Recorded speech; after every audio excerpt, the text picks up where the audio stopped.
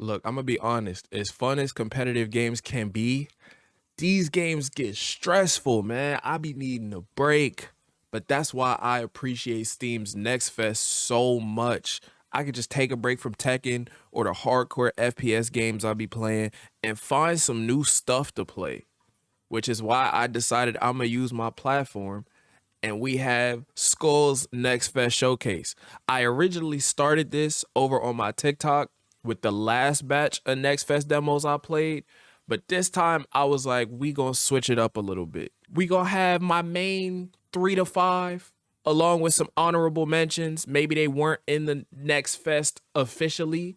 I'ma just let y'all see for yourselves. If one of y'all find a game that you like, you could go play the demo yourself. You feel me? It's still early. The Next Fest isn't over. Y'all can still try some of them or just check the Next Fest for yourself if you didn't even know this existed. But let's just get into the video so y'all see what I mean. First demo that I found was a fun little game known as Photopia, Tales of the Dark. The premise of this one being a light-based puzzle platformer game. Now, for those of you who don't know me, I am a big fan of platformers, Mario games, Sonic games I'm gonna count for right now if y'all can't already tell by the insane amount of Sonic Unleashed music I've used throughout my videos, but also enjoying more difficult games like Cuphead and Celeste being one of my personal all-time favorites. So Photopia seemed like it just made sense. Now, I'm not gonna lie, obviously it makes sense with it being a light-based game that the overall tone of the game was a little bit darker. I'm not gonna lie, at first I was worried, like, did I download the right game? Like, is this a horror game or is it really gonna be a puzzle game? But as I started playing more of it, I started to appreciate the atmosphere and understand, all right, I'm in good hands. They're not gonna just randomly throw a jump scare at me for no reason or anything like that. But obviously, puzzles are getting insanely more difficult. There are more features that came throughout of being able to stand on walls, making your character bigger and smaller for certain levels. I'm not going to give away all of the features because I do want you all to go play the demo for yourself and experience all of the fun like I did. If I had to give a recommendation, obviously anyone who enjoys platformers, this is going to be right up your alley. But for those who are a little less accustomed to platformers, this isn't going to be as difficult as your Celestes or your Cupheads. But I will say it might be a little more challenging than, let's say, your average Mario level. It is going to test your mental fortitude at times, but not to the point where you're feeling like, oh my God, this level is impossible. I feel like that's a safe measure of the difficulty. But it's still a fun game overall. Next game on the list is a game known as Magic Inn. The premise being that you are a wizard, which, as you can see on your screen, is customizable. She's beautiful. I love it. Turned innkeeper. The goal is you have access to change everything from dinner menu, drink menu. Obviously, you can change what the rooms look like that you're allowing people to actually spend the night in. You're working as HR, showing up to the local market, recruiting people to show up to the tavern, inviting them to involve themselves in all of the inn's intricacies. Using your magic abilities for Beauty and the Beast-like maneuvers, being able to send your plates straight to the customer instead of having to pick it up by hand and walk it over, which you are still allowed to do, but let's be honest, it's a little bit more fun using magic to send it. Engaging in Hearthstone-like card battles to engage in conversation and foster relationships with your regulars. This one honestly caught me by surprise because, as y'all can tell from my channel, I play just about any and every competitive game slash genre under the sun. So being as invested as I was in a casual game was a shock to myself, honestly.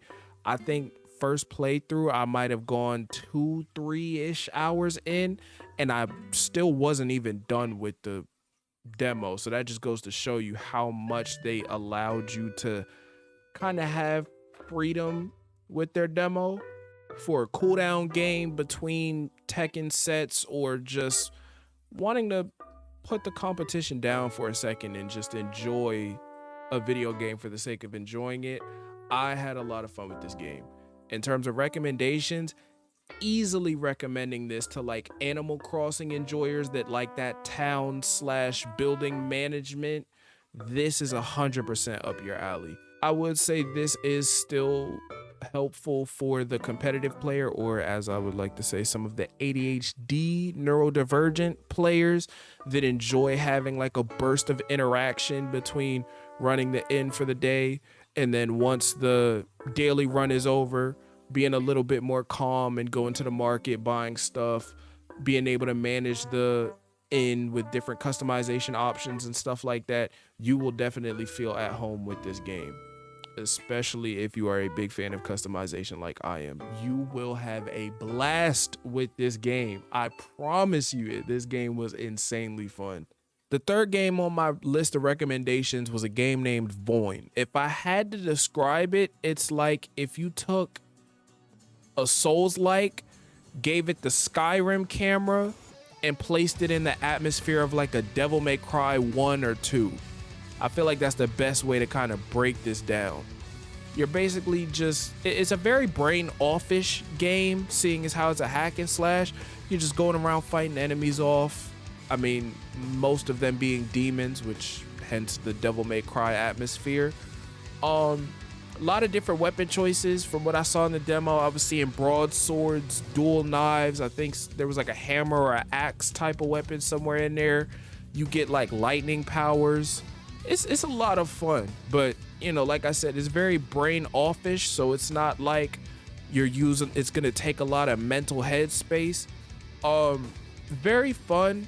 Like I said, would definitely recommend it to Devil May Cry enjoyers of like darker games like that. Skyrim fans, of course. I'm gonna just let a little bit of gameplay run right here so you could get like a better understanding of what's going on.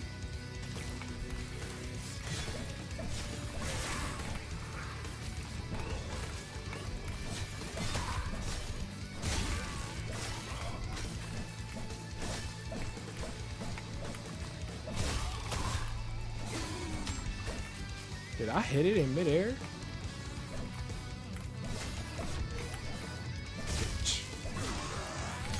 Oh yeah, they're definitely a little bit stronger.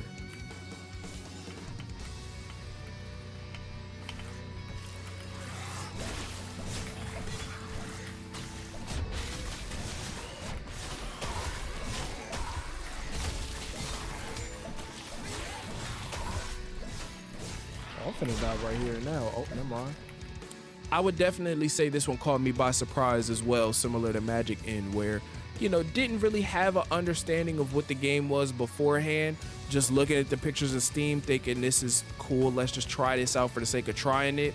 Very brain offish. It's not gonna be mentally taxing like, you know, Tekken or any of the other games that y'all have seen me play on the channel, but still very fun. This game felt very fluid movement wise. There isn't a price point shown on Steam, so I can't tell you how much this game is gonna cost. Maybe we'll find out later on down the line, but I would definitely come back to this demo if it was, you know, just readily available after Steam's Next Fest is over. I would definitely come back and play this again. This was a lot of fun. These next two I'm gonna consider honorable mentions because this first one, Fragpunk, I didn't actually have access to because of Next Fest, but I ended up getting demo access alongside the Next Fest demos I was playing, so I figure I might as well talk about it. I'd say this is a very Valorant-esque game, maybe more so like Spectre Divide because they allow you to like move while ADS, but it's basically like Valorant, but you get different modifiers throughout the rounds by the cards that you saw before picking my agent and weapon loadout. As you die, the weapons that you decide to pick during the match go away. So this gun that I just picked up right here, if I died with it during a regular match, I'm not allowed to use this gun going into the next round.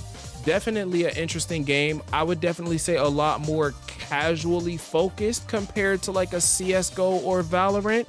So if you wanted to try out a Valorant style game but didn't want to get, I guess, super sweaty, I would say this is probably your best option. Definitely a lot of variety in terms of the game modes, agent abilities. not a lot of flashbangs, which I'm definitely thankful for. A lot of like the vision impairity abilities that characters have, it just like basically puts a graphic on your screen instead of like doing the bright white, you can't see anything if you're playing at 1 a.m. flashes, which I am so thankful for. I know a lot of games like COD have integrated some level of like inverted flashbang, but I can't tell you how thankful I am to not have to get my eyes taken from me. So big ups to Fragpunk for that. Another game that I have in my list for honorable mentions is a game called Bite Rage. I would say if you were a fan of any of the Ghost Runner games, you would probably have a lot of fun with this, as you can see on screen.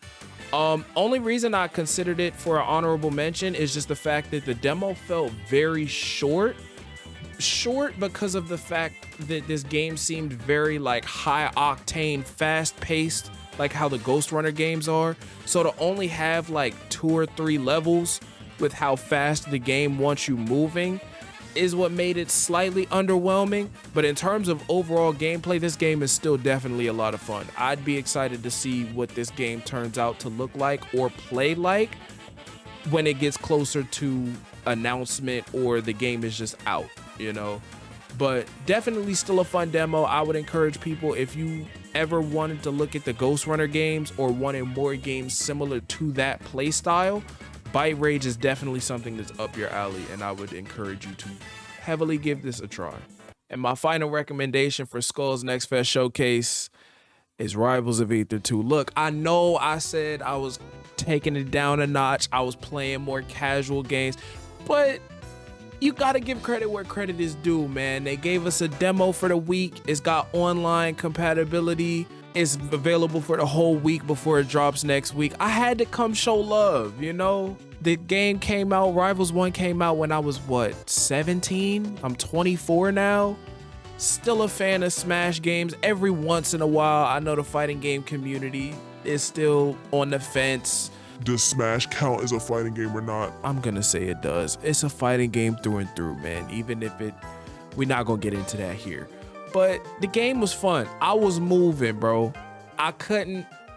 My skill was starting to shine just a little bit. I caved in, bro. I was having fun. Dan made a good game, man. That's all I can say. I have to give credit where it's due. I'm not gonna act like this game wasn't fun. Even if I was still having my highs and lows of playing a fighting game, I'm gonna give credit where it's due. Dan's making a good game. He cares about the community. He cares about his game. I'm gonna show love where it's deserved, man. For those of you that haven't played this game before, like I said, it's very Smash-like, Smash-inspired, but the game definitely has its uniqueness, especially enough to let it resonate as its own game, which is even more of a reason why I feel like this game deserves more love, man. Who do I recommend this type of game to? Definitely a Smash enjoyer. I mean, if you're already part of the Smash community, this one is a no-brainer. But for fighting game players through and through, man, if you want a game that's outside of your traditional fighter, if you want to, you know, try a new game, have some fun with it, they're going to be adding, you know, more single-player content as the game progresses. It's up to you, but hey, for the duration of the demo, like I said, it drops the 23rd of October. So if you decide to get the demo, play it before it's over, have a blast. I know I did.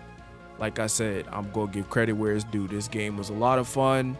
This is probably the game I spent the most time playing throughout the week, struggling with some of these fighting games and their, you know, business practices and stuff like that. It's nice to see a dev team that cares about that balance, man. Still finding a way to get their money's worth, but allowing the consumer to get their money's worth, both out of the game and through any microtransactions they're adding throughout the game's lifespan. So, like I said, it's my showcase. I'm gonna give love to the games that I enjoyed. Hopefully more people see it out on their own time, but man, I had a lot of fun with Rivals 2, man. I'm not gonna sit here and act like I wasn't. Even if I was struggling a little bit here and there, you know, that's just part of the fighting game journey. So I know most of the other games on here were a bit more casual, but you know, for my audience, for the fighting game players, competitive game enjoyers, this game was a lot of fun, man. I'm still considering whether I plan on buying it when it drops. If y'all would want to see more of this type of content on my channel, let me know in the comments. Like the video, sub if y'all want to see more Next Fest or just like demo type content on my channel in the long run. But these were the games that I had the most fun with. You know, there's nothing wrong with taking a break from the norm and just trying new things. So I said, hey, I didn't feel like playing Tekken this week. I didn't feel like playing my usual rundown of competitive games. So figured let's show some love to Next Fest. Let's show some of these developers some love. And in the grand scheme of things, let's just, you know, take things a little easier. You know, I'm not trying to be stressed all the time, but that's neither here nor there. Let me know if y'all like the video, and y'all will definitely see more Next Fest style content out of me in the future, man.